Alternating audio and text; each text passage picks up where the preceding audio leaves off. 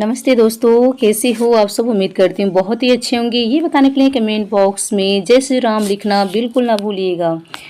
दोस्तों, आज आप सभी को मैं बतलाऊंगी कि हनुमान और नागलोक की रहस्यमयी कथा। आइए जानेंगे इसकी रहस्यमयी कथा क्या था। दोस्तों, विस्तार पूर्वक आप सब सुन करके समझ लीजिएगा।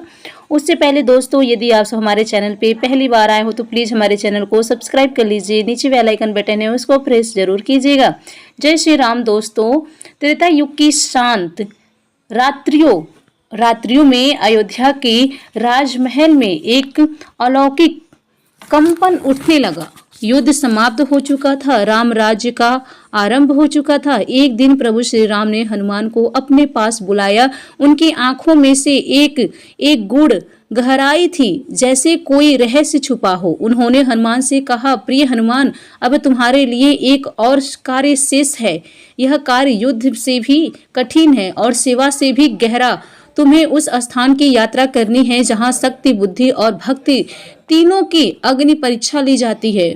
तुम्हें जाना है नागलोक। पवन पुत्र नागलोक में एक शापित ग्रंथ है, काल सर्प रहस्य। कोई भी उसे पढ़ नहीं सका, किंतु अब समय आ गया है कि तुम वहां जाओ। हनुमान ने राम के चरण में प्रणाम किया। उनके हृदय में कोई संशय नहीं थी, परंतु उसी रात उन्हें एक विचित्र सर्प आया। एक अंधकार में सुरंग, जहां हर और नागों की फुफकार गूंज रही थी।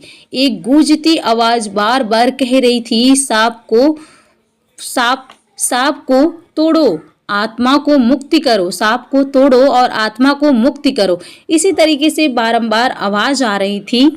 यह सपना कई रातों तक चला। ऐसे ही सपना कई रातों तक चला। उन्होंने ऋषि अगस्त से इसका रहस्य पूछा। ऋषि ने गंभीर स्वर में कहा, यह कोई सपना नहीं, यह नागलोक की पुकार है। वहां एक रहस्य छुपा है जिसे केवल तुम ही खोल सकते हो। हनुमान जी ने हिमालय की एक अज्ञात गुफा से पाताल लोक का प्रवेश द्वार खोज निकाला। यह गुफा जीवित प्रतीत होती थी।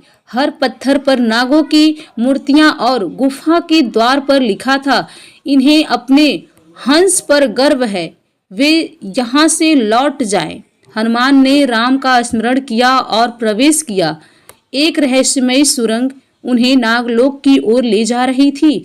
कई जगह भ्रम पैदा करने वाले दर्पण, वायु जाल और मंत्र माया जाल लगे थे, लेकिन हनुमान ने अपनी सूक्ष्म बुद्धि से सब पार कर लिया। हनुमान हिमालय की उपत्यका में स्थित एक रहस्यमय गुफा में पहुंचे, जहां नागलोक का द्वार था।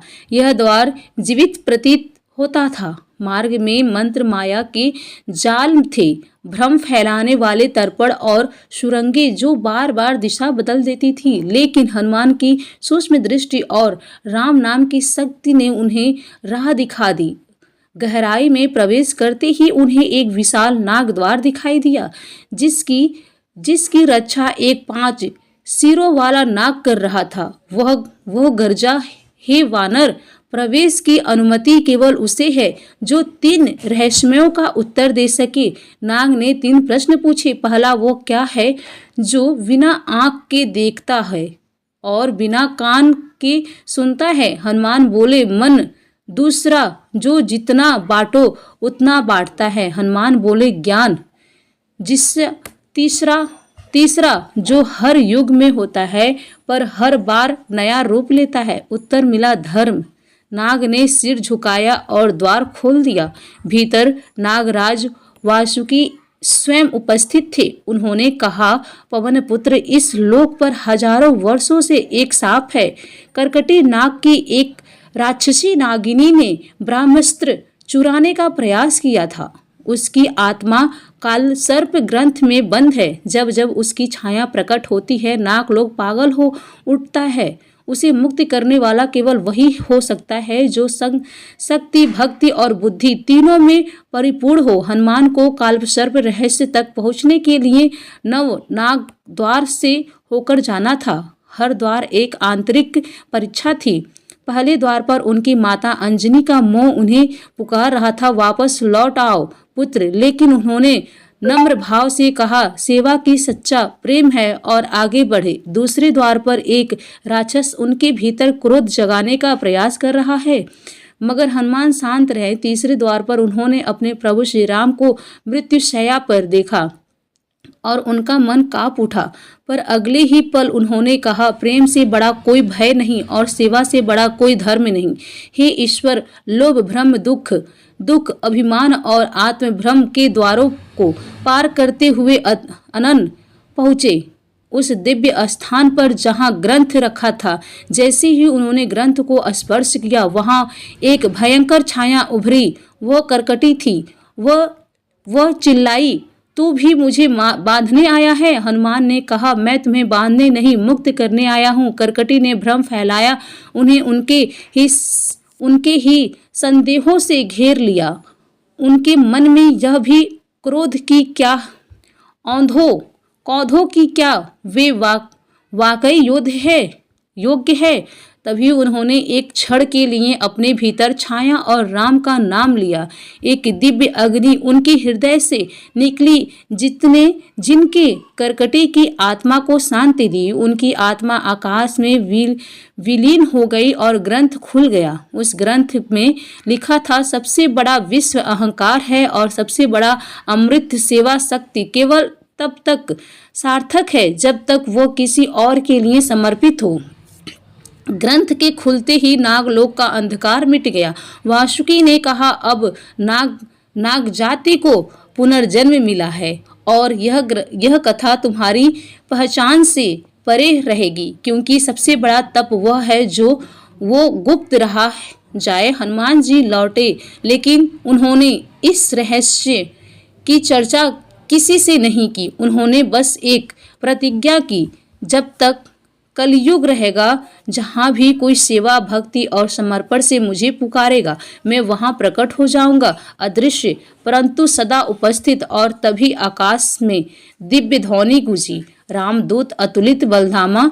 और तब से अब तक जब भी कोई गहन संकट में राम नाम लेता है, कोई ना कोई चुपचाप उसकी सहायता को आ ही जाता है।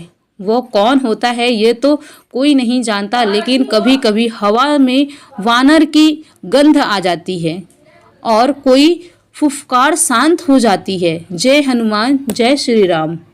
ग्रंथ में लिखा था, सृष्टि में सबसे बड़ा विश्व अहंकार है और सबसे बड़ी अमृत सेवा है। हनुमान ने वो ग्रंथ पढ़कर प्रण लिया, जब तक कलयुग है मैं प्रत्येक जीव में सेवा की ज्योति जलाता रहूंगा। जो सच्चे मन से पुकारेगा, मैं वहां पहुंच जाऊंगा।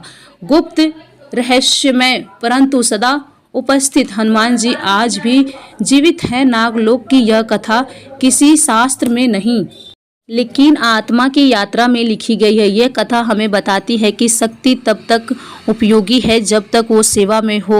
रहस्य भी ज्ञान का ही रूप होता है और सबसे बड़ा सत्य यह है कि प्रभु के नाम में ही मुक्ति है। जय श्री राम, जय हनुमान। ग्रंथ को समाप्त करने के लिए हनुमान को 9 नाग द्वारों से गुजरना था। हर द्वार एक मानसिक और आध्यात्मिक परीक्षा थी। पहला द्वार मोह, वहां उन्हें बोल रूप में अंजनी माता पुकारती दिखी।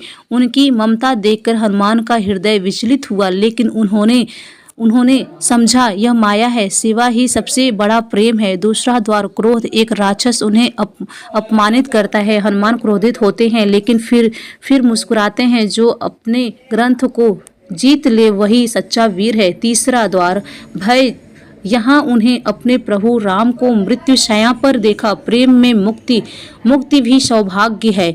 इसी तरह वे 7 अन्य द्वारों को भी पार कर सकते हैं।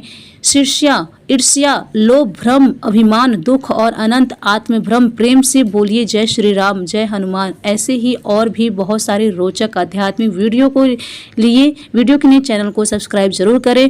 दोस्तों, आपको ये कथा कैसी लगी कृपया कमेंट बॉक्स में जरूर बताइएगा। वीडियो पसंद आए तो जय श्री राम लिखना बिल्कुल ना भूलिए।